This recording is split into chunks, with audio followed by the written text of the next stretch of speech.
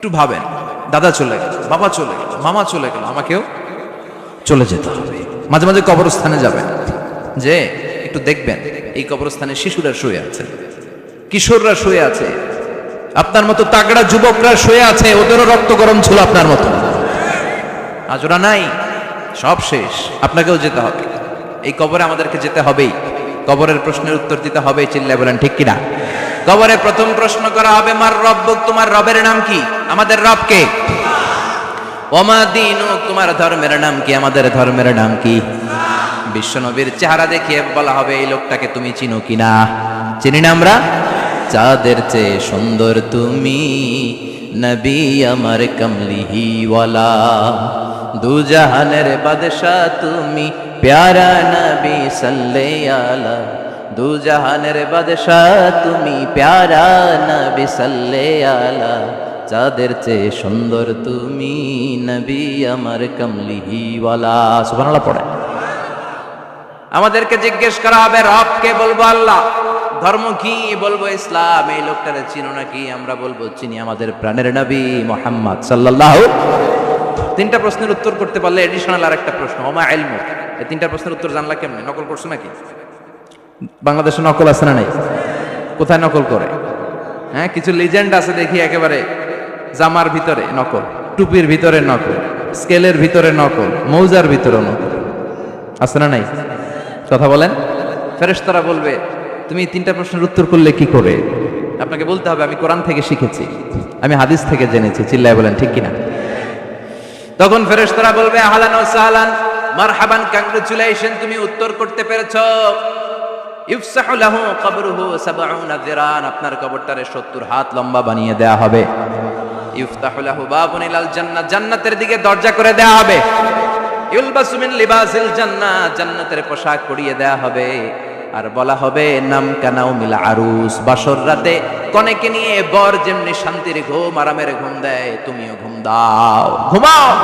You should get some sleep now, you are very tired man, ঘুমাও, অনেক হয়েছে, ঘুমাও। তোমার এই ঘুম কেউ ভাঙাবে না, ইসরাফিলের সিঙ্গার ফুৎকার ছাড়া। আল্লাহ এই লম্বা ঘুম যেন দিতে পারি, তৌফিক দাও। আর যারা ইসলাম বিরোধী, কোরআন বিরোধী, বিশ্বনবী বিরোধী, তাদেরকেও প্রশ্ন করা হবে, তোর রব কে? মার রব্বুক, সে বলবে, লা আদরি, আমি কিছু জানি না, আমি মাফ চাই, দোয়াও চাই। কথা কন, জানি না, আমি কিছুই মনে করতে পারছি না, আমি কিছু জানি না, আমার ধর্ম নাই, কর্ম নাই, আমার ধর্ম যার যার, উৎসব সবার, আমার কোনো ধর্ম টর্ম নাই, আমার কোনো নামাজ রোজা নাই, আমার কোনো রব নাই। দ্বিতীয় প্রশ্ন, ওমা দীনুক, তোর ধর্মের নাম কি? সে বলবে, ধর্ম কি? আমি জানি না, আমি ধর্মরে গালি দিতাম, আমি দুনিয়া ইসলাম রে বাস দিতাম, আমি আলেম ওলামাদের বিরোধিতা করতাম, আর শাহবাগের মঞ্চে উঠে ভাষণ দিতাম। আছে না নাই? সব গুমর ফাঁস হয়ে যাবে, ইয়াউমুত তাকাবুন। এরপর বিশ্বনবীর চেহারা দেখিয়ে বলা হবে, এই লোকটারা চিনো নাকি? সে বলবে, চিনি না, তবে আমার বন্ধুরা তার বিরুদ্ধে ব্লগে লিখতো, আমিও ব্যাড ব্যাড কমেন্টস করে দিতাম, এই লোকটার বিরুদ্ধে আমি কার্টুন বানাতাম, এই বিশ্বনবীর বিরুদ্ধে আমি কথা বলতাম। চিল্লায় বলেন ঠিক কিনা? ফেরেশতারা বলবে, লা দারাইতা ওয়ালা তালাইতা, তুই তো কিছুই পারলি না, তুই তো কপাল পোড়া। ফায়ুতরাকু বিমাতারিকা মিন হাদিদ, লোহার হাতুড়ি দিয়ে পিটিয়ে ওর মাসেলগুলো থেতলে ফেলা হবে। ওয়া ইউকালু লিল আরদি ইলতাইমি, কবরের দুই পাশের মাটিরে বলা হবে, চাপ দে, এমন চাপ দিবে, ফাতাখতালিফা আতলাউহু, ডান পাশের পাজরের হাড্ডি বাম দিকে ঢুকে যাবে, বাম পাশের পাজরের হাড্ডি ডান পাশে ঢুকে যাবে। কিয়ামত পর্যন্ত এই মারামারি চলবে। আল্লাহ এরকম ভয়ঙ্কর পরিস্থিতি থেকে আমাদেরকে বাঁচাও। ওই কবরের আযাব থেকে বাঁচার দরকার আছে না নাই? বিশ্বনবী বললেন, যে ব্যক্তি রাত্রিবেলায় সূরাতুল মুলক তেলাওয়াত করবে, তার কবরের আযাব হবে না।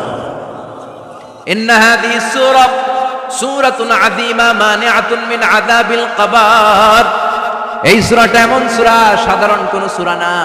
এই সূরাতুল মুলক যে রাত্রিবেলায় তেলাওয়াত করবে, তার কবরের আযাব থেকে তারে বাঁচিয়ে দিবে কে? নাম্বার 1 ফাজিলাত, স্ট্যাটাস, মনে থাকবে তো? 2 নাম্বার স্ট্যাটাস, শাফাআত লি সাহিবিহা, এই সূরাটা, এই সূরার তেলাওয়াতকারীর জন্য কিয়ামতের দিন সুপারিশ করবে, কোরআন সুপারিশ করবে। চারটেখানি কথা না। কোরআন যদি আপনার বিরুদ্ধে দাঁড়ায়, আপনার জান্নাত ক্যান্সেল। আর কোরআন যদি আপনার ব্যাপারে আল্লাহর কাছে রেকমেন্ডেশন করে, জান্নাত আপনার জন্য ওয়াজিব করে দিবে কে? এজন্য বিশ্বনবী বললেন শাফাআত লি সাহিবিহা, কিয়ামতের দিন তেলাওয়াতকারীর জন্য আল্লাহর কাছে সুপারিশ করবে। দুইটা গেল। 3 নাম্বার বিশ্বনবী বললেন খাসামাত আন সাহিবিহা, এই সূরাটা কিয়ামতের দিন এই সূরার তেলাওয়াতকারীর পক্ষ নিয়ে আল্লাহর সাথে ঝগড়া করা শুরু করে দিবে, আল্লাহর সাথে ডিবেট করবে, ঝগড়া করবে, যতক্ষণ না হাত্তা আদখালাহুল্লাহুল জান্নাহ। হাদিসের টেক্সট হচ্ছে যে যতক্ষণ না আল্লাহ তাআলা তাকে জান্নাতে না ঢুকায় ততক্ষণ ওই সূরার তেলাওয়াতকারীর পক্ষ নিয়ে আল্লাহর সাথে বিতর্ক, ঝগড়া, তর্ক চলতেই থাকবে। সুবহানাল্লাহ, আরো আসতে বলেন।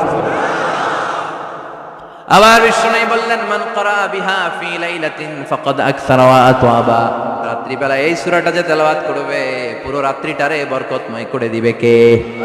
এজন্য বিশ্বনবী আবদার করে, আবেদন করে আমাদের কাছে বলে গিয়েছেন, আমি চাই আমার প্রতিটা উম্মতের হৃদয়ে এই সূরাটা গাঁথা থাক, আমি চাই আমার প্রতিটা উম্মতের সিনার ভিতরে এই সূরার 30টা আয়াত গ্রথিত করা থাক। সুবহানাল্লাহ পড়েন।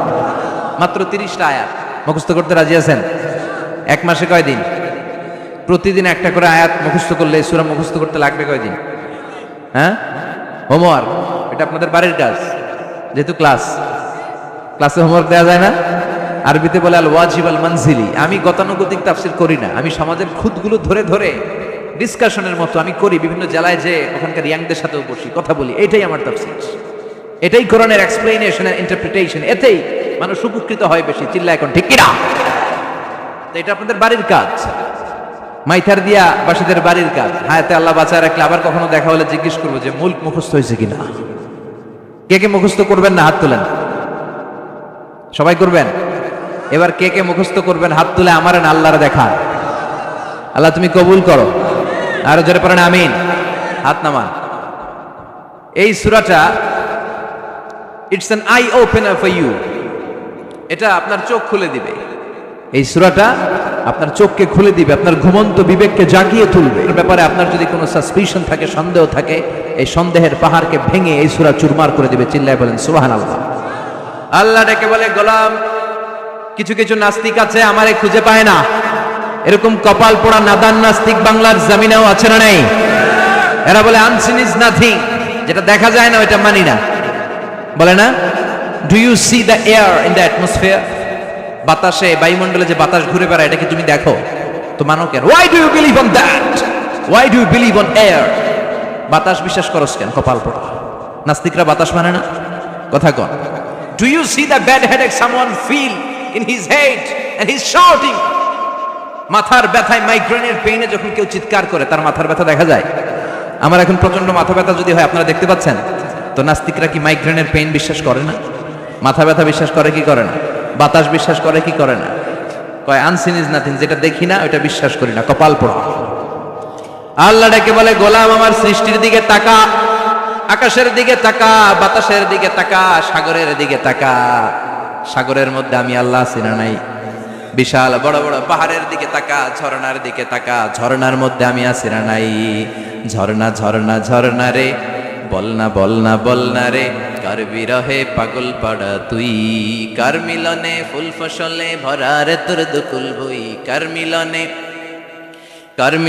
ফুল ফসলে ভরা রে তোর দুকুল বই। ঝর্ণা ঝর্ণা ঝর্ণা রে, বলনা বলনা বলনা রে, কার বিরহে পাগল পাড়া তুই। সুবহানাল্লাহ পড়েন। ঝর্ণার দিকে তাকাও, সাগরের দিকে নজর করে দেখো, বিশাল পাহাড়ের দিকে নজর করে তাকাও, ওই পাহাড়ের মধ্যে আল্লাহরে খোঁজে বাবা। চিল্লায় বলেন ঠিক কিনা?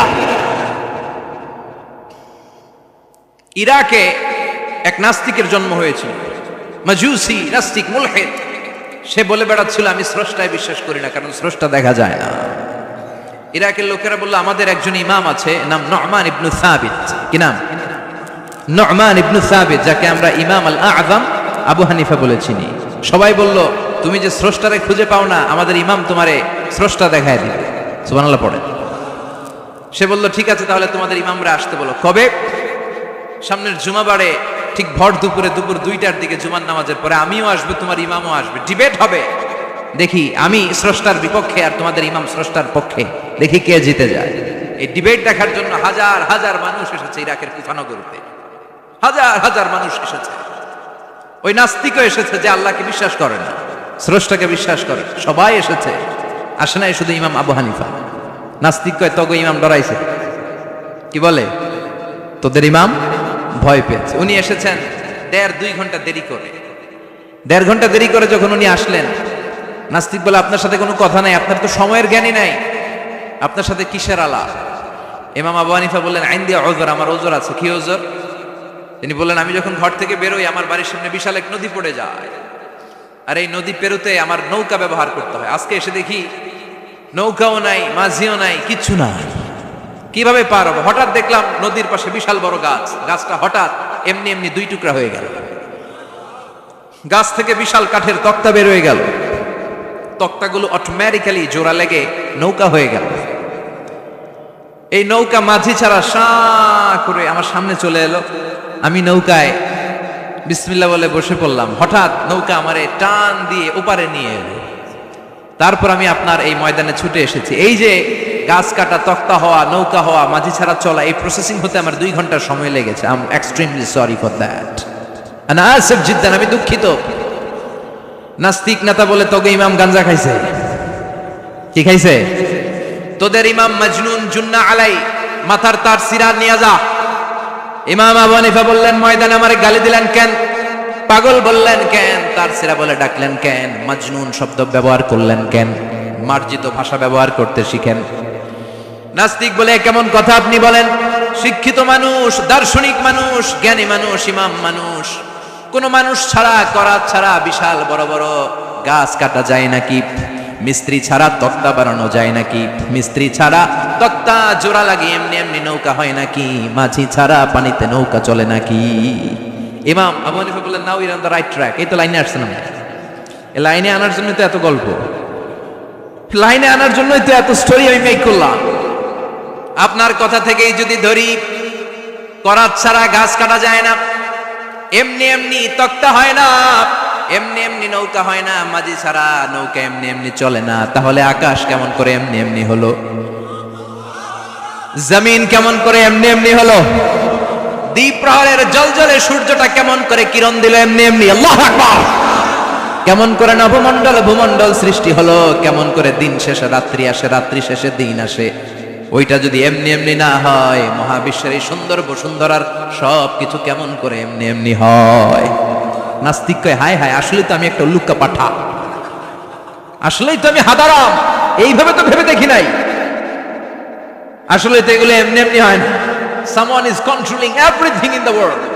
একজন মহা শক্তিধর মহা এমডি আছে, এমডি ম্যানেজিং ডাইরেক্টর, মহা ব্যবস্থাপক, সব ব্যবস্থাপকদের বড় ব্যবস্থাপক। চিৎকার করে বলেন তিনি কে? বিশাল এক ব্যবস্থাপক আছে, তিনি সব কন্ট্রোল করছেন। এতদিন পর্যন্ত আমি বুঝতে পারি নাই, আমারে মাফ করিয়ে দেন আর পড়িয়ে দেন লা ইলাহা ইল্লাল্লাহু মুহাম্মাদুর রাসূলুল্লাহ সাল্লাল্লাহু। সাইয়েদনা ইমাম আবু হানিফার হাতে হাত রেখে শাহাদা বাক্য পাঠ করেছে। সুবহানাল্লাহ পড়েন। ঝিনুকের ভেতর লুকিয়ে থাকে যেমন মতি, ঝিনুকের ভেতর লুকিয়ে থাকে যেমন মতি, কালমা শাহাদাতে আছে আল্লাহর জ্যোতি, কালমা শাহাদাতে আছে আল্লাহর জ্যোতি। সুবহানাল্লাহ পড়েন। এই জ্যোতি যার হৃদয়ে একবার টাচ করে তার জন্য জান্নাতকে খুলে দেয় কে? এজন্য এই সূরা পড়লে নাস্তিকরা আর নাস্তিক থাকবে না। নাস্তিকদের জন্য এখানে আল্লাহ মেডিসিন দিয়েছেন, কিছু ডোজ দিয়েছেন। আলহামদুলিল্লাহ পড়েন। এই সূরা থেকে আমরা কিছু সময় কথা শুনবো। শুনতে রাজি আছেন তো? সূরার নাম চিল্লায় বলেন কি নাম? মুলক। মুলক মানে কি? মুলক মানে রাজত্ব, মুলক মানে ক্ষমতা, মুলক মানে পাওয়ার, মুলক মানে কিংডম, মুলক মানে সভরেনিটি। সুবহানাল্লাহ পড়েন। রব্বুল আলামিন বলেন তাবারাকাল্লাযী বিয়াদিহিল মুলকু ওয়া হুয়া আলা কুল্লি শাইইন কাদির। সুবহান সেই সত্তা যার হাতে ক্ষমতা আর তিনি সব বিষয়ে ক্ষমতাশীল। সুবহানাল্লাহ।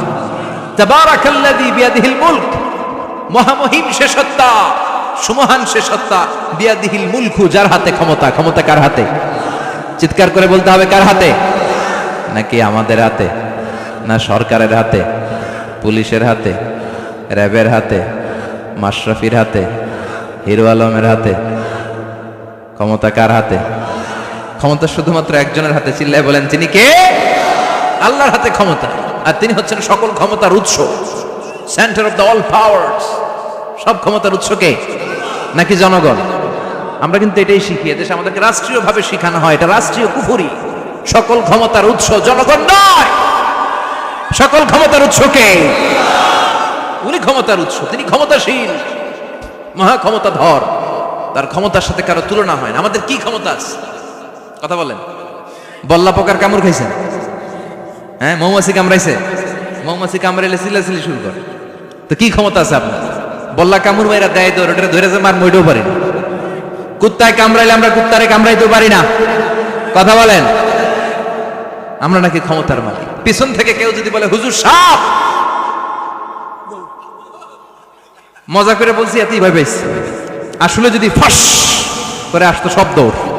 স্লোগান দেওয়ার বেলায় লিল্লাহে তাকবীর, আল্লাহু আকবার, আমার ভাই তোমার ভাই, কাপায় ফেলামো নামায় ফেলামো। কথা বলেন। আর যদি পেছন থেকে কেউ আওয়াজ করে বলে সাপ, দৌড়। আপনারা কি দৌড় দিবেন? আমরা এদিক দিয়ে দৌড় দিব। কথা কন। চাচা আপন প্রাণ জীবন বাঁচানোর জন্য ভয়ে পাগল। সাপ লাগবে না, বাবা ব্যাং চিনেন? মাইথার দিয়ে নাই বোধহয়। আছে আছে। কি করে? খালি লাফায়। 10টা ভাওয়া ব্যাং যদি ছেড়ে দেওয়া হয় স্টেজে 2টা আর বাকি 8টা এদিকে, ভাওয়া ব্যাং আর কি লাভ দিবে? এর চেয়ে লাফালাফি শুরু করবো আমরা। কথা বলে। আর আমরা দাবি করি আমরা ক্ষমতার উৎস। কোনো ক্ষমতা নাই।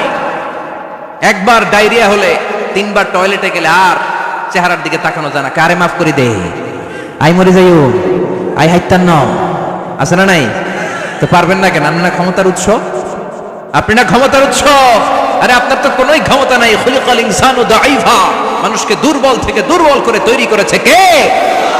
এজন্য রব্বুল আলামিন বলেন তাবারাকাল্লাযী বিয়াদিহিল মুলকু ওয়া হুয়া আলা কুল্লি শাইইন কাদির। সুমহান সেই সত্তা যার হাতে ক্ষমতা।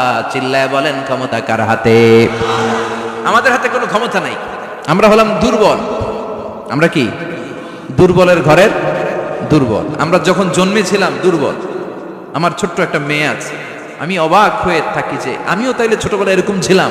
না খাওয়ালে খেতে পারে না, পেশাব পায়খানা করে, ঘর নষ্ট করে, বমি করে, দাঁড়াতে পারে না, শুইতে পারে না, লালা পড়তে থাকে, ক্লিন করতে হয়, সব সময় তাকে সার্ভ করতে হয়। কি দুর্বল ছিলাম আমরা। ওই দুর্বলতা থেকে যৌবনের সাময়িক একটা সময় পাই রক্ত গরম। এরকম রক্ত গরম তোমার আগে ছিল না। আগে তুমি দুর্বল ছিলা। তুমি শুধু দুর্বল না, তুমি দুর্বলের ঘরের দুর্বল। আমাদের 14 পুরুষ দুর্বল, চিল্লায় বলেন ঠিক কিনা? কি ক্ষমতা আমাদের? দুর্বল হয়ে দুনিয়ায় জন্মালাম, সাময়িক কিছু সময়ের জন্য যৌবনের শক্তি পেলাম, আবার ওইটার পরে আবার দুর্বল হয়ে গেলাম। রং ধরা যৌবন জং ধরে শেষ, আবার লাঠি নিয়ে হাঁটা লাগে। কোমরে ব্যথা, মাজায় ব্যথা, আবার কুজো হয়ে যায়। কি ক্ষমতা আছে আমার? কি ক্ষমতা আছে? একটু ভূমিকম্প হলে কাঁপাকাঁপি শুরু হয়ে যায়, ঠিক কিনা? ভূমিকম্প হলে বাঁচার জন্য সব দেয় দৌড়। টেলিভিশনের কিছু লাইভ প্রোগ্রাম দেখলাম, উপস্থাপকও দৌড়, অতিথিও দৌড়। দেখেন নাই? লাইভ ব্রডকাস্টিং হচ্ছিল, কি সরাসরি সম্প্রচার। যখন দেখা যাচ্ছে চেয়ার কাঁপতেছে, উপস্থাপক দৌড়, আর মেহমানরা বসে আছে মাইক নিয়ে। কিছুক্ষণ পরে আরো কাঁপাকাঁপি বেড়ে গেল, মেহমানও দৌড়। কথা কন। 20 তলা 30 তলা দামি দামি বিল্ডিং গুলোর ফ্ল্যাটের ভেতরে যারা থাকে, তুফান শুরু হলে দেয় দৌড়। কথা কন। ভাড়াটিয়ারা দৌড়ায়, বাড়িওয়ালারা দৌড়ায় না। নিজের বাড়ি তো, এজন্য দৌড় দেন। নাকি ভূমিকম্প হইলে ভাড়াটিয়াও দৌড়, বাড়িওয়ালাও দৌড়? র্যাবের প্রধান দৌড়, পুলিশ প্রধান দৌড়, শুধু প্রেসিডেন্ট আর মাননীয় প্রধানমন্ত্রী দৌড়ায় না। কথা কন। বাঁচার জন্য সব দৌড়। কয়েক বছর আগে পত্রিকায় একটা হেডিং করলাম, মাননীয় প্রধানমন্ত্রীকে বহনকারী বিমান এর 33 চক্কর আকাশে। কয় চক্কর? কি যেন সমস্যা হয়েছে, বিমান নামতে পারছিল না। তখন ওনার সাথে আবার স্পেশাল সিকিউরিটি ফোর্স থাকে। ওনারা বলল, honourable prime minister, we can not land now because of some flying মেকানিজমে আমাদের সমস্যা হচ্ছে, আমরা ল্যান্ড করতে পারছি না, ঝামেলা হচ্ছে, নিচে হয়তো কোনো ঝামেলা দেখা দিচ্ছে, আমরা এখন নামতে পারবো না, উই ক্যান নট ল্যান্ড নাও। আপনাকে একটু ধৈর্য ধরে বসে থাকতে হবে। তখন ওই ওনাকে বহনকারী বিমানটা আকাশে 33টা চক্কর মেরেছিল। এটা নিয়ে কাভার করা হয়েছে পত্রিকায়। আপনার কি মনে হয় 17 কোটি মানুষের প্রধানমন্ত্রী, এদেশের সবচেয়ে ক্ষমতাধর নারী, উনি যখন বিমানে বসা অবস্থায় শুনলেন বিমানে ঝামেলা বা নিচে ঝামেলা, ওনার অন্তরে ভয় ঢুকছে কার? উনি বসে বসে জিকির করছে কার? তাহলে দেখেন, ক্ষমতাও সবসময় কাজে লাগে না। চিৎকার করে বলেন ঠিক কিনা? ক্ষমতা আপনারে বাঁচাতে পারবে না। আপনারে বাঁচাতে পারে একজন, চিৎকার করে বলেন তিনি কে? এজন তুফান যখন শুরু হয়, জলোচ্ছ্বাস যখন শুরু হয়, ঘূর্ণিঝড় যখন শুরু হয়, সিডর যখন শুরু হয়, বন্যা যখন শুরু হয়, তখন বোঝা যায় আল্লাহ কারে কয়। কক্সবাজারে যখন জলোচ্ছ্বাস হয়, মহেশখালী দ্বীপে যখন তুফান হয়, টর্নেডো হয়, জলোচ্ছ্বাস হয়, গৌতম বুদ্ধের অনুসারী যেই বুদ্ধ ধর্মের লোকেরা আছে, বুদ্ধ পাদ্রীরাও নেমে নেমে জিকির করা শুরু করে দেয় কার? সবাই তখন পড়ে লা ইলাহা লা ইলাহা ইল্লাল্লাহু মুহাম্মাদুর রাসূলুল্লাহ সাল্লাল্লাহু আলাইহি ওয়াসাল্লাম। বিপদে পড়লে বোঝা যায় আল্লাহ কারে কয়। আমি একবার বিপদে পড়ছি, বরিশাল গিয়েছিলাম, বাসে ফিরে আসতেছি লঞ্চে, ওই লঞ্চে তুফান হয়েছিল। তখন বুঝলাম যে কি ভয়ঙ্কর অবস্থা। ওই লঞ্চের সবাই আস্তিক নাস্তিক, মুসলমান হিন্দু সবাই জিকির করা শুরু করে দিয়েছে আল্লাহর। সুবহানাল্লাহ কইবেন না? লঞ্চ যখন কেঁপে ওঠে সবাই বলে বাঁচাও। আমি বললাম কে বাঁচাইবে ওকে? হুজুর আপনি বাঁচান। আমি বললাম তাইলে আমারে বাঁচাইবো কেডা? কয় আল্লাহ। আল্লাহ ছাড়া বাঁচাতে পারে কেউ? আমরা মাঝে মাঝে বাংলাদেশের বিভিন্ন জেলাগুলোতে যখন প্রোগ্রামে যাই, এত দূরত্ব থাকে, আমরা কারে ড্রাইভিং করে যে প্রোগ্রামে অংশগ্রহণ করা সম্ভব হয় না। ফলে আমরা মাঝে মাঝে সিভিল এভিয়েশনের যে আভ্যন্তরীণ বিমানবন্দরের বেসামরিক বিমান যেগুলো চলাচল করে, প্যাসেঞ্জার প্লেন, এগুলো ইউজ করি। ঢাকা থেকে এগুলো চলে, সৈয়দপুরে যায় কিছু, রাজশাহীতে, সিলেটে, চিটাগাংয়ে যায়, যশোর এয়ারপোর্টে যায় এবং কক্সবাজারে যায়। তো আমরা এগুলোতে যখন চড়ি, মাঝে মাঝে কিছু এয়ার হোস্টেজ আসে, এরা খুবই সুন্দরী, বিউটিফুল লেডি, এদেরকে সাজিয়ে ওইভাবে আনা হয়। এদের আবার কয়েকটা বাচ্চা টাচ্চা হয়ে গেলে এদেরকে চাকরিতে রিক্রুট করে না, কারণ এদের সৌন্দর্যটাই পুঁজি। এই সুন্দর ড্রেস নিয়ে এরা আমাদেরকে খাবার সার্ভ করে। আর বিমানটা যখন আকাশের দিকে উঠতে থাকে তখন বলে, ভদ্র মহিলা ভদ্র মহোদয়গণ, আপনাদের সিট বেল্টই বেঁধে নিন, এখনই শাহজালাল আন্তর্জাতিক বিমানবন্দর থেকে 14,000 ফুট উপর দিয়ে এটা চিটাগাঙে পৌঁছবে। আল্লাহু আকবার, আল্লাহু আকবার, আল্লাহু আকবার, সুবহানাল্লাযী সাখখারা লানা হাযা ওয়া মা কুন্না লাহু মুকরিনিন ওয়া ইন্না ইলা রাব্বিনা লামুনকালিবুন। দেখতে সুন্দরী, লিপস্টিক মেরে, ডিজাইন করে, মেকআপ নিয়ে, সুটেড বুটেড হয়ে এসেছে, কিন্তু যখনই বিমানটা 14,000 ফিট উপরে ওঠে তখন তার মুখ দিয়ে বেরোয় আল্লাহু আকবার। কারণ সেও ভালো করে জানে এই 14,000 ফিট উপরে আমার আব্বা নাই, আমার আম্মা নাই, মাননীয় প্রধানমন্ত্রী নাই, পুলিশ নাই, র‍্যাব নাই, এই হাওয়ার উপরে বিমানটা চলে, ওখানে কেউ আমারে বাঁচাতে পারে না, একজন ছাড়া। চিল্লায় বলো তিনি কে? তখন তারাও বাধ্য হয়ে পড়ে আল্লাহু আকবার। তাহলে বোঝা গেল আমাদের কোনো ক্ষমতা টমতা কিচ্ছু নাই, আসল ক্ষমতার মালিক একজন। চিল্লায় বলেন তিনি কে? সে আল্লাহ বললেন, তাবারাকাল্লাযী বিয়াদিহিল মুলকু ওয়া হুয়া আলা কুল্লি শাইইন কাদির। সুমহান সেই সত্তা যার হাতে ক্ষমতা, ক্ষমতা কার হাতে? সব ক্ষমতার মালিক আল্লাহ। তবে আমাদেরকে আল্লাহ কিছু ক্ষমতা দিয়েছে, এটা লিমিটেড। এটা কি? যেমন এই যে মাননীয় প্রধানমন্ত্রী ওনার দল নিয়ে, বাংলাদেশ আওয়ামী লীগ নিয়ে যে ক্ষমতায় আসলেন, কয় বছরের মেয়াদে? কোন কোন দেশে ক্ষমতায় আসে 10 বছরের মেয়াদে, আছে না নাই? আল্লাহ আসছে কয় বছরের মেয়াদে? 30 বছর, 40 বছর। আল্লাহর ক্ষমতার মেয়াদ 100 বছর, এরপরে রিনিউ করা লাগবে। এটা কথা বলেন। আল্লাহ বলেন, হুয়াল আউয়ালু ওয়াল আখিরু ওয়াল যাহিরু ওয়াল বাতিন ওয়া হুয়া বিকুল্লি শাইইন আলিম। আমি প্রথম, আমি শেষ, আমি প্রকাশ্য, আমি গোপন। ঠিক কিনা?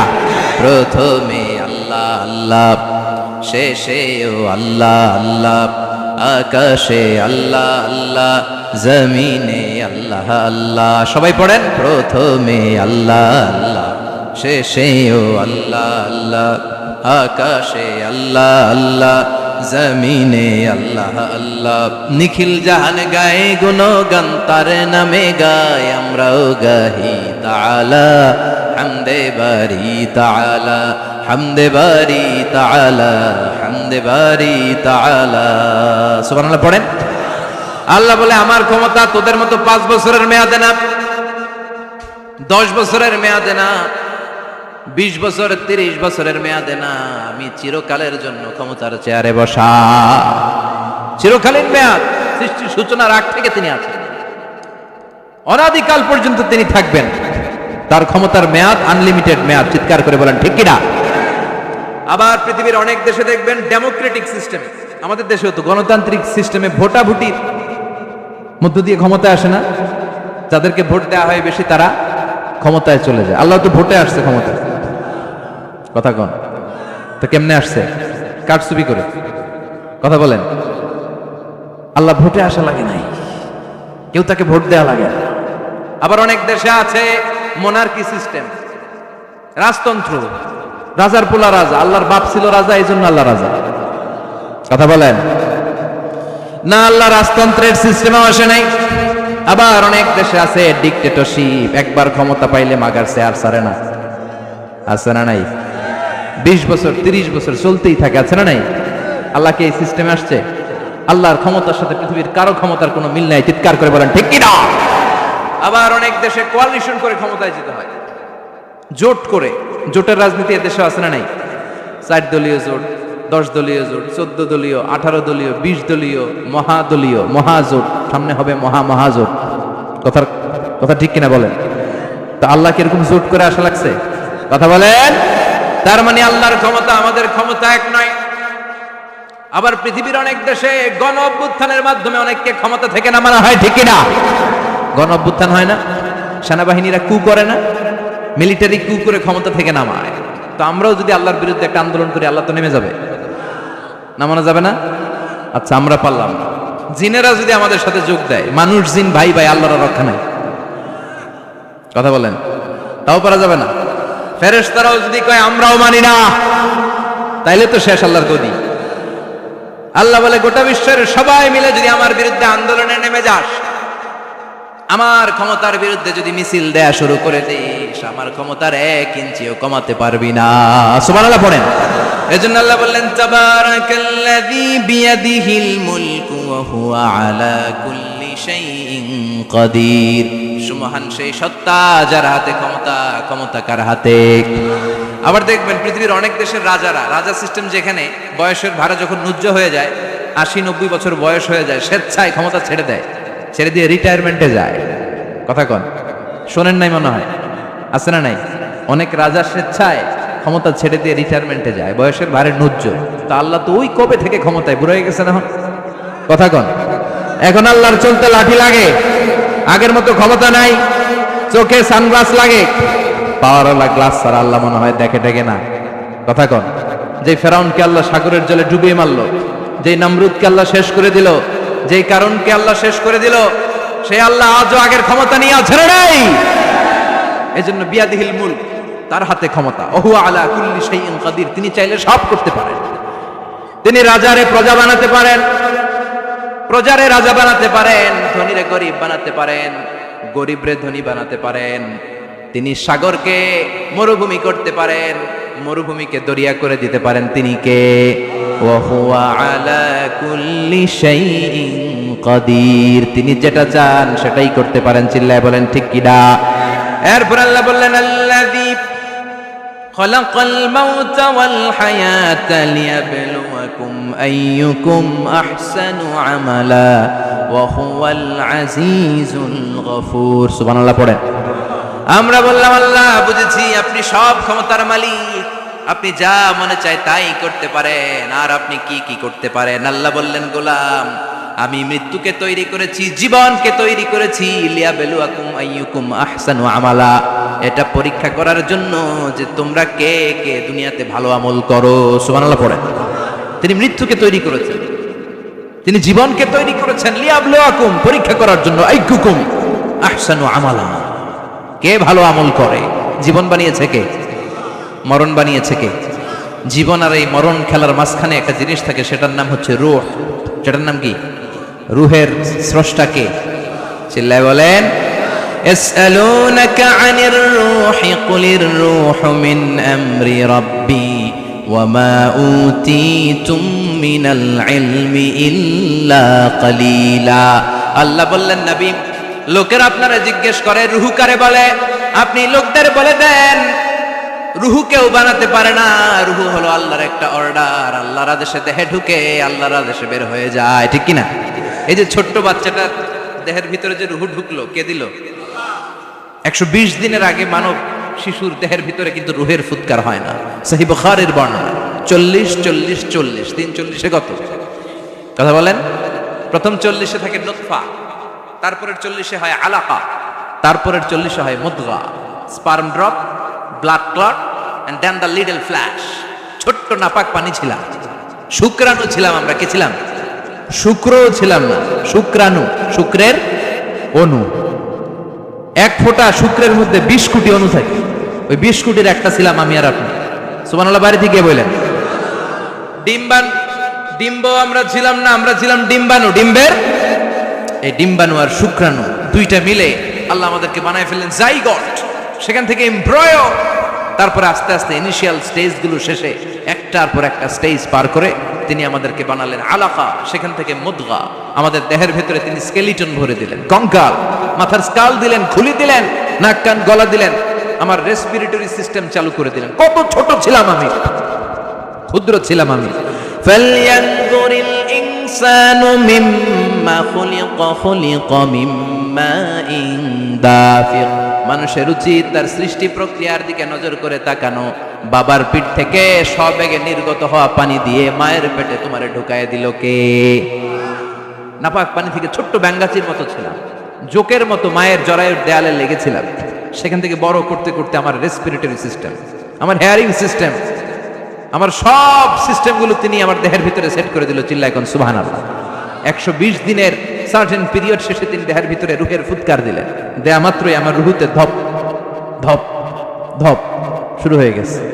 ওই যে ধপ ধপ শুরু হয়েছে, আজও থামে নাই। এই ধপ ধপ থামলে বাঁচবেন, দম ফুরাইলে আমরা ঠুস হয়ে যাবো, ঠিক কিনা?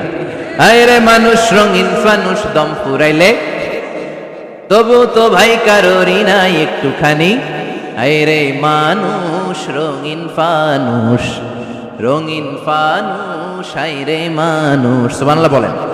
সে আল্লাহ বললেন, গোলাম, জীবন আর মরণের মাঝখানে আমি তৈরি করেছি রুহু। পৃথিবীর বিজ্ঞানীরা সব বানাতে পারে, কম্পিউটার বানাতে পারে, প্লেন বানাতে পারে, হেলিকপ্টার বানাতে পারে, রকেট বানাতে পারে, কিন্তু গোটা বিশ্বের সব বিজ্ঞানীরা মিলে কি রুহু বানাতে পারে নাকি? কথা বলেন। গত বছর সোফিয়া নামে একটা রোবট আসছিল না? কথা কন। ওটা মাথা উঁচু করে নিচু করে কথা বলতে চায়, মানুষের মতো হতে চায়। আসলে কি মানুষ?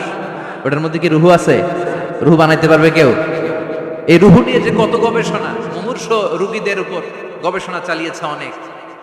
বুলেট প্রুফ গ্লাসের ভিতরে মুমূর্ষ রোগীকে রেখে রেখে তারা চেক করতে চেয়েছে আমেরিকান বিজ্ঞানীরা যে রুহু কোন দিক দিয়ে বেরোয়। তারা ওজন করে দেখে, মানুষ মরে গেলে কোনো লাশের ওজন বেড়ে যায়, কোনো লাশের ওজন কমে যায়। যেটাতে কমে গেছে 2-1 কেজি কমে যায়, তার অবাক। কিরা আগে ছিল 80 কেজি, এখন হচ্ছে 78 কেজি, তার মানে 2 কেজি না, এটাই রুহু। এটাই কি? এটা হচ্ছে গবেষণার ধাপ।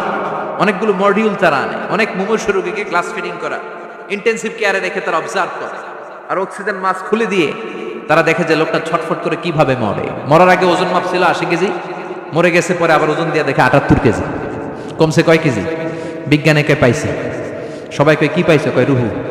কই পাইলেন? কয় আগে 80, এখন 78, 2 কেজি। রুহুর ওজন কয় কেজি? তো বিজ্ঞানীদের সিস্টেম হচ্ছে যে কোনো একটা বিষয়ের উপর গবেষণা চালালে তারা পূর্ণাঙ্গ ডিসিশনে পৌঁছতে পারে না। They couldn't jump to the final conclusion just on one module, based on one module. They cannot do it. তাদের অনেকগুলো মডিউল আনতাম। তারা আবার নমুনা আনলো আরেকটা। মুমূর্ষ রোগী, অক্সিজেন চেম্বার লাগানো, মাস্ক লাগানো, এটা খুলে ফেললেই মরে যাবে। বুলেট প্রুফ করা গ্লাসের ভিতরে ঢুকিয়ে এটার ওজন মাপ, এটার ওজন 60 কেজি। এবার মাস্ক খোল, মাস্ক খুলছে, ছটফট ছটফট করে এটা শেষ। এবার মাপ দেখ, এবার মাইপা দেখা গেছে 63 কেজি। কয় কেজি বাড়ছে? এক একটার এক এক সিস্টেম হইতেছে, কোনোটা কমে, কোনোটা বাড়ে, কোনোটা কিচ্ছু হয় না। সবাই কই তাইলে আপনি রুহু পাইলেন কই? আগেরটা কম ছিল, মনে করছিলেন 2 কেজি কমছে, ওইটাই রুহু, এখন 3 কেজি বাইরে গেছে, মিলাইবেন কি দিয়া? কথা কন। আল্লাহ রেখে বলে, গোলাম, কিয়ামত পর্যন্ত একটার পর একটা মুমূর্ষ রোগীকে বুলেট প্রুফ গ্লাসের ভেতরে ঢুকাতে পারবি, গবেষণা করতে পারবি, মাগার রুহু খুঁজে পাবি না। চিল্লায় বলেন ঠিক কিনা? কারণ এই রুহুর মালিক কে? সে আল্লাহ বললেন, আল্লাযী খালাকাল মাউতা ওয়াল হায়াতা লিয়াবলুয়াকুম আইয়ুকুম আহসানু আমালা। জীবন আর মৃত্যু বানালাম তোমাদেরকে পরীক্ষা করার জন্য। পরীক্ষা আছে না নাই? গোটা দুনিয়াটাই পরীক্ষা। আল্লাহ যারে পছন্দ করে বেশি তার পরীক্ষাও। আসাদুন নাসি বালাআন আল আম্বিয়া। এই পৃথিবীতে আল্লাহ সবচেয়ে বেশি বালা মুসিবত দিয়ে পরীক্ষা করেছেন নবীদের, কারণ নবীরা আল্লাহর কাছে কম প্রিয় না বেশি প্রিয়? যেহেতু প্রিয় বেশি, পরীক্ষাও। এজন্য মুমিনের উপর যদি পরীক্ষা আসে, মুমিনের উপর যদি অত্যাচার আসে, মুমিনের উপর যদি ধৈর্যের পরীক্ষা আসে, জেল জরিমানা আসে, মুমিন ওইটারে ভয় পায় না। মুমিন ভয় পায় একজনকে, চিল্লায় বলেন তিনি কে? কারণ আল্লাহর ঘোষণা ওয়ালা তাহিনু ওয়ালা তাহজানু, ঘোষণাটা কার? ভয় নাই, তোদের চিন্তা নাই। আনতুমুল আ'লাউনা ইন কুনতুম মুমিনিন, তোমরাই বিজয়ী হবা যদি মুমিন হও, যদি মুমিন হও। এজন্য ধৈর্যের পরীক্ষা দিতে হবে, আল্লাহর উপর তাওয়াক্কুল করতে হবে, অত্যাচার আর জুলুম আল্লাহর নামে সহ্য করে যেতে হবে। চিল্লায় বলেন ঠিক কিনা?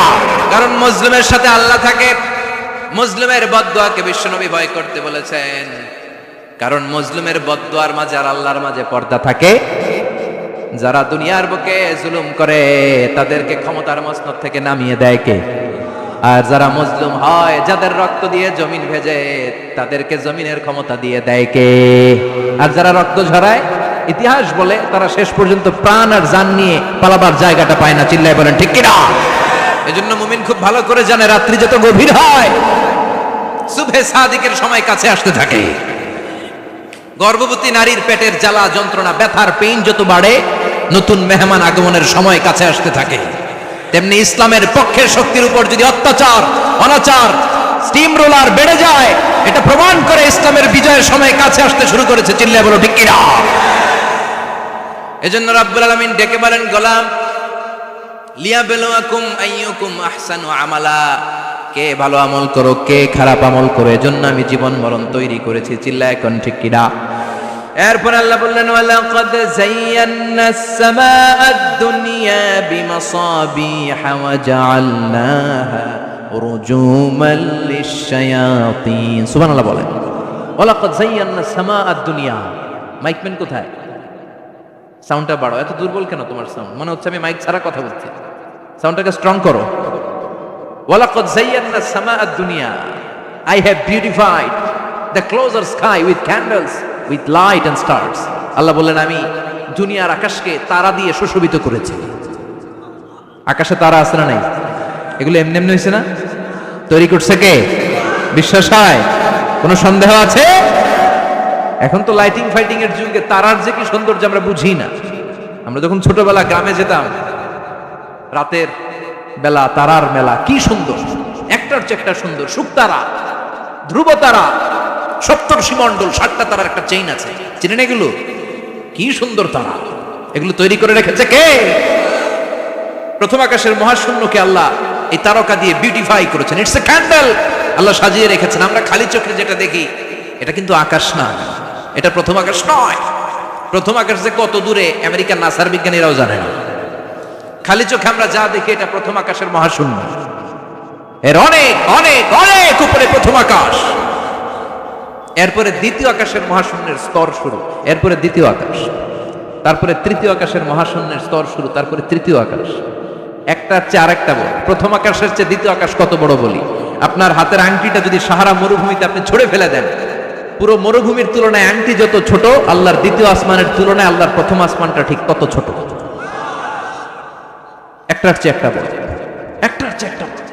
সূর্য দেখে আমরা অবাক হয়ে যাই, 9,30,00,000 মাইল দূরে। এই পৃথিবীর চেয়ে 13 লক্ষ গুণ বড়। এটার সানশাইন, আলো আসতে পৃথিবীতে 8 মিনিট 18 সেকেন্ড লেগে যায়। আমরা মনে করছি সূর্যই বড়। আমরা বসে আছি মাইথার দিয়াতে, তাই না? এই জায়গাটার নাম কি? মাইথার দিয়া। কি খালি এতটুকু প্যান্ডেলের সমান? কত বড় মাইথার দিয়া! এই পুরো মাইথার দিয়া কোন থানায় পড়ছে? দাউদকান্দি। দাউদকান্দি হচ্ছে কুমিল্লার 16টা থানার একটা, ঠিক কিনা? 16 থানা মিলে কুমিল্লার একটা জেলা। এরকম কয়টা জেলা আছে? 64। এই 64 জেলা মিলে আমাদের সুজলা সুফলা শস্য শ্যামলা ডিজিটাল বাংলাদেশ। কথা কন। আর বাংলাদেশ হচ্ছে পৃথিবীর সবচাইতে বড় দেশ। হ্যাঁ, 64 জেলা, এরপরে ছোট। যাদের অ্যাটলাস ম্যাপ নিয়ে যাদের ধারণা আছে তারা দেখবেন বাংলাদেশ এই শব্দটা লেখার জায়গাও আমরা পাই না। মানচিত্রে বাংলাদেশ শব্দটা লেখার জায়গা পায় না। বিআরএ উঠে যায় ইন্ডিয়ার উপর, আর ডিএসএ উঠে যায় আবার ইন্ডিয়ার উপর। মাঝখানের 2টা অক্ষর বাংলাদেশের উপরে পড়ে। চিল্লায় বলেন ঠিক কিনা? কত ছোট দেশ। পাশের ইন্ডিয়া 20-25 গুণ বড়। ইউরোপ আমেরিকার অনেক দেশ আছে, আমেরিকায় বাংলাদেশের চেয়ে 100 গুণ বড়। কানাডা কয়েকশো গুণ বড়, রাশিয়া কয়েকশো গুণ বড়। এরকম প্রায় 200 দেশ নিয়ে পৃথিবীর স্থলভাগ, আর 70 ভাগ হচ্ছে শুধু পানি। এই সব মিলে আমাদের এই পৃথিবী। আর এত বড় পৃথিবীর চেয়েও নাকি সূর্য 13 লক্ষ গুণ বড়। তার মানে সূর্যই বড় না, সূর্যের চেয়ে অনেক বড় তারা আছে। সূর্যের পরে পৃথিবীর সবচেয়ে কাছের যে তারা বা স্টার, ওটার নাম হচ্ছে প্রক্সিমা সেন্ট্রাই। নাম কি? প্রক্সিমা সেন্ট্রাই। এরপরে আলফা সেন্ট্রাই এ, আলফা সেন্ট্রাই বি, ইটা ক্যারিনা, বেটেলজিউস, এরকম একটার পর একটা তারা। যেই সূর্য পৃথিবীর চেয়ে 13 লক্ষ গুণ বড়, বেটেলজিউস নামে একটা তারা আছে, ওটা সূর্যের চেয়ে 33 কোটি গুণ বড়। তার মানে কি বেটেলজিউসই সবচেয়ে বড় না, ছোট্ট একটা তারা। এই বেটেলজিউসটা খেয়ে ফেলাইতে পারে এরকম 1000 কোটি গুণ বড় সাইজের তারা আছে না নাই? এরকম কয়েক বিলিয়ন তারা নিয়ে আমাদের গ্যালাক্সি গঠিত। আমাদের গ্যালাক্সি, এটার নাম মিল্কি ওয়ে। এটার নাম কি? আমাদের গ্যালাক্সি। এই গ্যালাক্সিটা আমাদের অবস্থান। এরকম কত হাজার কোটি গ্যালাক্সি আছে আমেরিকার নাসার বিজ্ঞানীরাও জানে। আমাদের গ্যালাক্সির সবচেয়ে কাছের যে গ্যালাক্সি, ওই গ্যালাক্সিটার নাম হচ্ছে অ্যান্ড্রোমেডা। কি নাম? অ্যান্ড্রোমেডা। আমাদের গ্যালাক্সি থেকে কেউ যদি কাছের গ্যালাক্সি অ্যান্ড্রোমেডাতে যেতে চায়, তার 2.5 মিলিয়ন লাইট ইয়ার্স সময় লেগে যাবে। কথাটা কঠিন হয়ে গেছে, আমি ভেঙে বলি, তারপরে সুবহানাল্লাহ কই। আমাদের গ্যালাক্সির নাম মিল্কি ওয়ে। মিল্কি ওয়ে থেকে যদি কেউ অ্যান্ড্রোমেডাতে যেতে যায়, কত সময় লাগবে? 2.5 million light year. Light year মানে আলোকবর্ষ। আলোর গতিতে যদি ছোটা যায়, 2.5 মিলিয়ন মানে হচ্ছে প্রায় 25 লক্ষ। তাহলে পৃথিবীতে সবচেয়ে দ্রুতগামী যে বিষয়টা আবিষ্কৃত হয়েছে সেটা হচ্ছে আলো। এই যে লাইট মারলে যে ছুটে, এই লাইট প্রতি সেকেন্ডে 1,86,000 মাইল বেগে ছুটতে পারে। 1 মিনিটে না, 1 ঘন্টা না, 1 মিনিটে না, 1 সেকেন্ডে আলো চলে যায় কয় মাইল? 1,86,000 কোটি মাইল। আপনি কল্পনা করতে পারেন? হয়তো মাথা নাড়াইতেছেন। এটা কি কল্পনা করা যাবে? আমার তো তার ছেড়ে যাচ্ছে। 1 সেকেন্ডে নাকি আলো ছুটে 1,86,000 মাইল বেগে। 1 সেকেন্ড শব্দ কইতে তো 2 সেকেন্ড লাগে। কথা কোন? এর মধ্যে আলো চলে গেছে 1,86,000 মাইল। তো কোন রকেট যদি আপনি পান, যে রকেট দিয়ে সেকেন্ডে 1,86,000 মাইল বেগে রকেটটা ছুটবে প্রতি সেকেন্ডে, খেয়াল করেন, ঘন্টায় না, মিনিটে না, কিসে?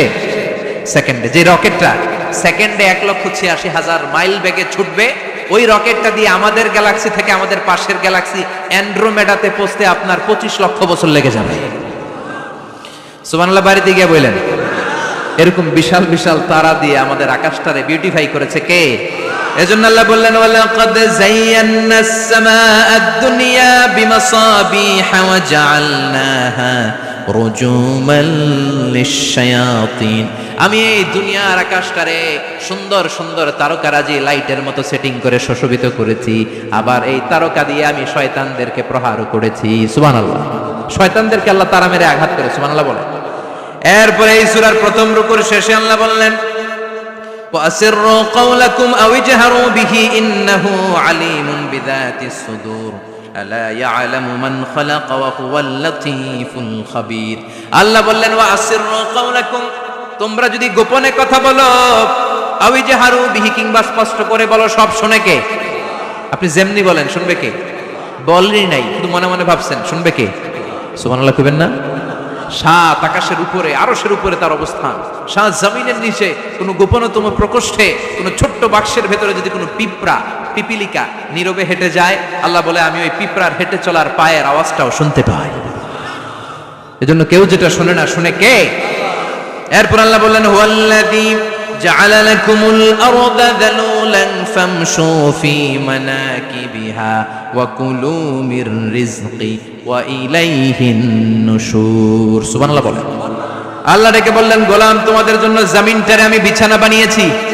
আল্লাযী জাআলা লাকুমুল আরদা ফিরাশা, জমিনটারে বিছানা বানিয়েছে কে? এই বিছানার মতো সমতল জমিন দিয়ে তোমরা হেঁটে বেড়াও, চলে বেড়াও, হেলে দুলে পড়ার সুযোগ নাই, ঠিক কিনা? এই যে মাইথার দিয়ার আজকের যে ময়দান, এটা যদি বিছানার মতো সমান না হইতো বসতে পারতেন? কথা কন। এই ময়দানের প্যান্ডেলের এদিক দিয়ে উঁচা, এদিক দিয়ে গর্ত, এদিক দিয়ে নিচা, এদিক দিয়ে খাড়া, কেমন হইতো? কথা কন। কেউ আমারে দেখতো, কেউ দেখতো না, কেউ দাঁড়াইয়া, কেউ বসে, আছে না নাই? কিন্তু জমিনটারে সমতল বানালো কে? আপনি যদি বিমান থেকে যদি আপনি দেখেন, বিমানের গ্লাস দিয়ে, জানলা দিয়ে যদি আপনি নিচের দিকে তাকান, আপনি দেখবেন মনে হবে পুরো জমিনটাকে আল্লাহ সবুজ কার্পেট দিয়ে কার্পেটিং করে রেখেছে। এই সৌন্দর্য দিয়েছে কে? আবার রব্বুল আলামিন বলেন জমিনটারে সমান দেখে, কার্পেটিং দেখে মনে করো না তোমরা বেঁচে গিয়েছো। আমার দেয়া বিধান আমার জমিনে যদি কায়েম করতে না পারো, এই কার্পেটিং করা জমিনের ভেতরে আযাব আছে না নাই? এই পুরো জমিনের ভেতরে আছে আগুন আর আগুন। আগ্নেয়গিরির অগ্নুৎপাত জ্বালামুখে বিস্ফোরণ করে দিয়ে গোটা বিশ্বটারে মুহূর্তে মেসাকার করে দিতে পারে কে? এজন্য আল্লাহ ডেকে বললেন, গোলাম আমিনতুম মান ফিস সামাই আন ইয়াখসিফা বিকুমুল আরদা ফাইদা হিয়া তামুর। তোমরা কি ভেবেছো নাকি বেঁচে যাবা? আমি চাইলেই পুরো জমিনটারে কাঁপিয়ে দিতে পারি। আন ইয়াখসিফা বিকুমুল আরদ, খাসাফ মানে ল্যান্ডস্লাইড। খাসাফ মানে কি? ল্যান্ডস্লাইড, ভূমিধস, ভূকম্পন, আর্থকোয়েক আছে না নাই? বাংলাদেশে তো ভূমিকম্প হয় না, না টের পাইছেন? মাঝে মাঝে মাঝরাতে হয় না, 3টার দিকে নিজেই দৌড় দিব না বাচ্চারা লইয়া দৌড় দিব, লুঙ্গি পইরা দৌড় দিব না লুঙ্গি ছাড়া দৌড়াবো, কথা কর। এই ভূমিকম্প আছে না নাই? আল্লাহ বলে মনে করো না জমিনটা সমতল, কার্পেটিং করে দিয়েছি, এই কার্পেটিং এর ভিতরেও আগুনের দলা আছে না নাই? আবার আল্লাহ বললেন আমিনতুম মান ফিস সামাই আন ইউরসিলা আলাইকুম হাসিবা। নিচে যেমনি কার্পেটিং করা জমিনের ভেতরে অগ্নুৎপাত রেখে দিয়েছি, মাথার উপর থেকে আযাব দেওয়ার সুযোগ আছে না নাই? চাইলে আল্লাহ অগ্নি বৃষ্টি দিতে পারে, আগুন বৃষ্টি দিতে পারে, ঠান্ডার বজ্রপাত দিতে পারে। আপনারা লূত আলাইহিস সালামের কওমের নাম শুনেছেন? তারা হোমোসেক্সুয়ালিটি, সমকামিতা করত। ফলে আল্লাহ তাআলা বিশাল এক চিৎকার মেরে সাইয়েদনা জিবরাইলের মাধ্যমে পুরো জমিনটারে শেষ করে দিলেন। ফাজআলনা আলিয়াহা সাফিলাহা ওয়া আমতারনা আলাইহিম হিজারাতাম মিন সিজিল। তাদের অপকর্মের কারণে জর্ডানের ওই এলাকাটাকে আল্লাহ বললেন জিবরাইল এলাকাটারে হাতে তুলে নে, আকাশের উপরে তুলে পুরো এলাকা সহ মানুষ সহ জমিনের মধ্যে গেড়ে দে। জমিনের নিচের মাটি উপরে নিয়ে গেল কে? উপরের মাটি নিচে নিয়ে গেল কে? পুরো জায়গাটা এখন ডেড সি হয়ে গেছে। কি সি? ডেড সি নাম শুনেন নাই বোধহয়? আজকে শুনে রাখেন, এটারে বলে মৃত সাগর। এটা গজবের জায়গা, ওখানে মানুষও ডুবে না। লবণের ডেনসিটি, সল্টের ডেনসিটি এত হাই, এই পানির মধ্যে এত গজব, এর মধ্যে কোনো মাছ জন্মায় না, চিংড়ি জন্মায় না, কাঁকড়া জন্মায় না, ব্যাং হয় না, শ্যাওলা হয় না, কিচ্ছু বাঁচে না। এটা গজবের জায়গা, চিল্লায় বলেন ঠিক কিনা? যে আল্লাহ জর্ডানের এলাকাটারে ধ্বংস করে দিল, ওই আল্লাহ আজও আছে না নাই? এই জন্য নিজ দিয়ে তিনি যেমনি আযাব দিতে পারেন, ভূমিকম্প দিতে পারেন, জলোচ্ছ্বাস দিতে পারেন, উপর থেকে তিনি শিলাবৃষ্টি দিতে পারেন কি পারেন না? মাইথার দিয়ে কখনো শিলাবৃষ্টি হয়েছিল? হ্যাঁ, ফসল ক্ষেত শেষ করে দেয় না? ছাগল টাগল মরে যায়। ছাগল যদি ইয়েতে থাকে ক্ষেতের মধ্যে, বড় শিলা মাথায় পড়লে শেষ, মানুষও শেষ, টিনের চালও শেষ, কথা কন। এরপরে আল্লাহ যদি উল্কা বৃষ্টি পাঠায়, উল্কা যদি পড়ে, কই যাবেন? কোথায় যাবেন আপনি? উল্কা চিনেন? মহাশূন্যে বিশাল পাথরের খণ্ড ঘর্ষণ খেয়ে পৃথিবীর ভিতরে ঢুকে যায়। এই পৃথিবীতে সবচেয়ে বড় উল্কাপিণ্ড পড়েছে সাউথ আফ্রিকা। সাউথ আফ্রিকার একটা সিটি আছে হোবা সিটি। এই হোবা শহরে 60 মেট্রিক টন ওজনের একটা উল্কা পড়েছিল, যেখানে পড়েছে পুরো জায়গাটা বিশাল খাদ হয়ে গিয়েছে। এরকম একটা উল্কা যদি এখানে পড়ে আজকে, বাঁচার উপায় আছে? যে বিল্ডিং এ আমরা থাকি, রাত্রেবেলায় ঘুমাই আর